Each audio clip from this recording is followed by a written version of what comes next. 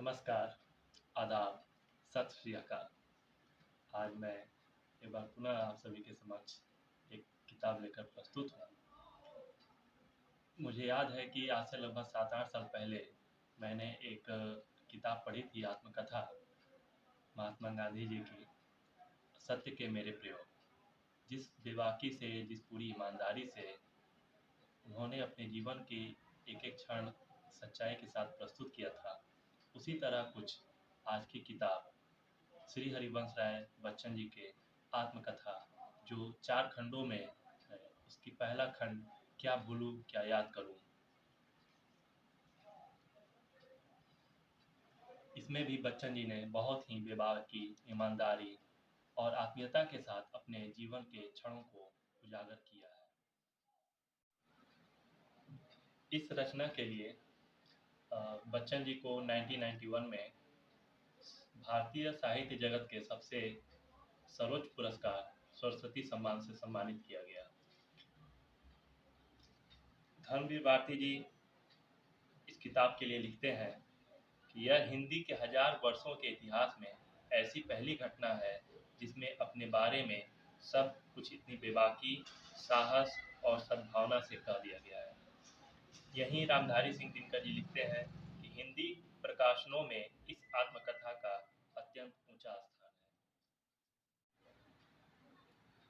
बच्चन जी की आत्मकथा 4 खंडों में विभाजित है, जिसका पहला खंड क्या भूलूं क्या याद करूं, जो यह है। दूसरा, नीड़ का निर्माण फिर। तीसरा, बसेरे से दूर। और चौथा, 10 द्वार से सोपान तक। इस खंड में बच्चन जी ने कायस्थ बिरादरी कैसे शुरू हुई, इसका वर्णन किया है। पुराणों के अनुसार माना जाता है कि बस्ती, जिसका पुराना नाम श्रावस्ती था, उसे राजा श्राव ने बसाया और मूलतः वहाँ के निवासी कायस्थ यानी श्रीवास्तव कहलाए। अपितु आज बस्ती और श्रावस्ती 2 अलग-अलग प्रमुख स्थान हैं।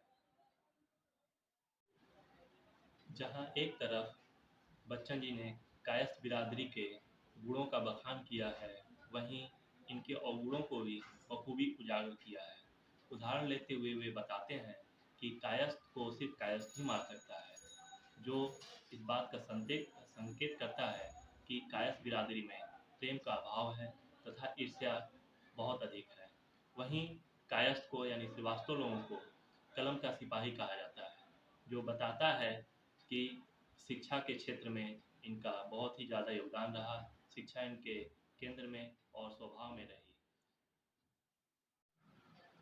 पर मुझे लगता है कि हर जाति, हर वर्ग, हर संप्रदाय में ईर्ष्या और प्रेम समान भावना से चलती है। इसलिए यहाँ मैं पूरी तरह से सहमत नहीं हूँ। कुछ हद तक हूँ, पर पूरी तरह से सहमत नहीं हूँ। इस पुस्तक में क्या भूलूं क्या याद करूं में, जैसे शीर्षक से ही लग रहा है कि बच्चन जी ने बहुत कुछ सोच समझ के, समय लेकर और ईमानदारी से लिखने का प्रयास किया है। उसी के आधार पर इसका नाम रखा क्या भूलूं क्या याद करूं। इसमें उन्होंने अपने परदादा यानी पूर्वजों से लेकर अपने जन्म और अपने शादी जो श्यामा जी से करते हैं, वहाँ तक का वर्णन किया है। इनके पूर्वज प्रतापगढ़, जो प्रतापगढ़ वर्तमान समय में है इलाहाबाद के पास, वहाँ से वो लोग आकर इलाहाबाद में बस जाते हैं और यहीं पे इनकी पीढ़ी दर पीढ़ी लगातार रहनी शुरू करती है और यहीं पे इनका जन्म भी होता है। इनका जन्म 27 नवंबर 1907 को इलाहाबाद में ही हुआ। इनके पिता का नाम प्रताप नारायण श्रीवास्तव व माता का नाम सरस्वती देवी श्रीवास्तव था। इलाहाबाद में ही बच्चन जी की शिक्षा दीक्षा शुरू हुई और उच्च शिक्षा बीए की भी डिग्री इन्होंने इलाहाबाद विश्वविद्यालय से ली। इनका विवाह श्यामा जी से हुआ, तब श्यामा जी 14 या 15 वर्ष की थी और बच्चन जी लगभग 19 वर्ष के थे। किंतु 1936 में असामयिक मृत्यु होने के कारण, श्यामा जी की मृत्यु होने के कारण अंदर से पूरी तरह से बच्चन जी टूट जाते हैं और उनका आगामी कुछ समय बहुत ही अंधकारमय हो जाता है, जिसे हम उनके कविताओं और उनकी विभिन्न पंक्तियों में बखूबी पढ़कर महसूस कर सकते हैं। कालिमा से पूर्ण पथ पर चल रहा हूँ मैं निरंतर, चाहता हूँ देखना मैं इस तिमिर का छोर। ज्योति की निधियाँ अपरिमित कर चुका संसार संचित, पर छिपाए है बहुत कुछ सत्य यह तम घोर। पर छिपाए है बहुत कुछ सत्य यह तम घोर।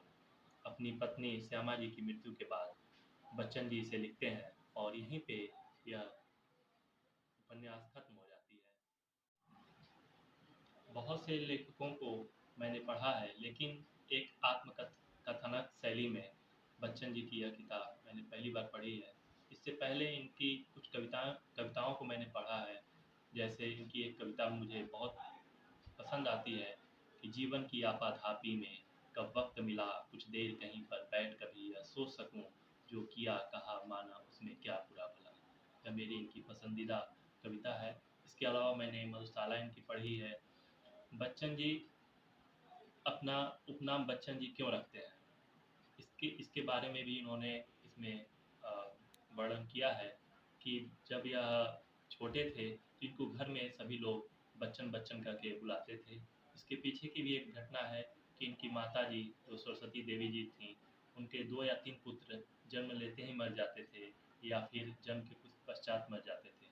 तो किसी ने सुझाव दिया कि आप अपनी बेटे के जन्म कोई भी बच्चा होता है उसको जन्म लेते ही उसे बेच दें। तो इन्होंने एक चमारिन इस शब्द का प्रयोग इसमें किया गया है, इसलिए मैं कर रहा हूँ। एक चमारिन को 5 पैसे में बेच देती हैं और तभी से फिर इनका नाम बच्चन पड़ जाता है। हरिवंश के पीछे भी एक तर्क है जिसका इन्होंने इसमें दिया हुआ है। कहा जाता है कि जब इनके जन्म के पूर्व किसी ने इनके माता पिता को सुझाव दिया कि विष्णु पुराण कथा सुने, तो माता पिता इनके दोनों माता पिता विष्णु पुराण का पाठ करते थे और कथा भी सुनते थे।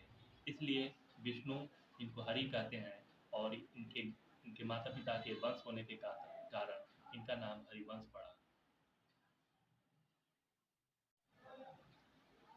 ऐसे ही अनगिनत रोचक घटनाएं इस किताब में हैं। जैसे कि एक बार मधुशाला को लेकर व्यंग किया गया और उसे गलत तरीके से प्रचारित किया गया कि मधुशाला युवाओं को पथभ्रष्ट करने वाली कृति है। जब बच्चन जी इसे काशी विश्वविद्यालय बनारस में इसका पहली बार पाठ करने वाले थे, वहाँ पे संयोग से महात्मा गांधी जी भी उपस्थित होने वाले थे उस पाठ को सुनने के लिए। तो जब उन्हें खबर मिली महात्मा गांधी जी को, तो इस बारे में बात करने के लिए उन्होंने बच्चन जी को बुलाया और पूछा। तो बच्चन जी ने बड़ी विनम्रता के साथ कहा कि गांधी जी, आप एक बार मुझसे यह पाठ की कुछ पंक्तियाँ सुन लीजिए और उसके बाद निर्णय लीजिए कि क्या यह सही है या गलत है। अगर आपको उसके बाद बावजूद भी उचित नहीं लगेगा, तो मैं अपनी यह कृति नष्ट कर दूँगा और इसका पाठ नहीं करूँगा। फिर वह उन्हें 2 पंक्तियाँ सुनाते हैं। वहाँ पे जो गांधी जी को सुनाते हैं वो पंक्ति है कि मद्रालय जाने को चलता है पीने वाला, किस पथ से जाऊँ असमंजस में है वह भोला भाला। अलग अलग पथ बतलाते सब, अलग अलग पथ बतलाते सब, पर मैं यह बतलाता हूँ, राह पकड़ तू एक चला चल पा जाएगा मधुशाला। राह पकड़ तू एक चला चल पा जाएगा मधुशाला। हिंदू मुसलमान हैं दो एक मगर उनकी हाला, एक मगर उनका मद्रालय एक मगर उनका प्याला। रहते दोनों एक न जब तक, रहते दोनों एक न जब तक, मंदिर मस्जिद में जाते बैर बढ़ाते मंदिर मस्जिद मेल कराती मेरी मधुशाला। बैर बढ़ाते मंदिर मस्जिद मेल कराती मेरी मधुशाला। इन पंक्तियों को सुनने के बाद गांधी जी ने उन्हें आश्वासन दिया और कहा कि आप बेधड़क बेहिचक निडर होकर आप अपने कविता का पाठ करें, क्योंकि इसमें कहीं भी कोई बुराई नहीं है, अपितु इसमें सद्भावना की ही भावना झलक रही है। इतना सुनना था कि बच्चन जी दौड़े दौड़े उस हाल में पहुंचे जहां कविता पाठ होनी थी और वहां पे अपना पाठ सुनाया।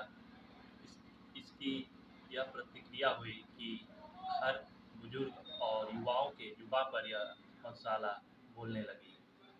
इस तरह से अनगिनत छोटी मोटी घटनाएं जो उसमें वर्णित हैं इस किताब में, जितनी बेबाकी से इन्होंने और आत्मीयता के साथ ईमानदारी के साथ इन्होंने लिखा है, मुझे लगता है कि हर किसी को एक तरह से पढ़ना चाहिए।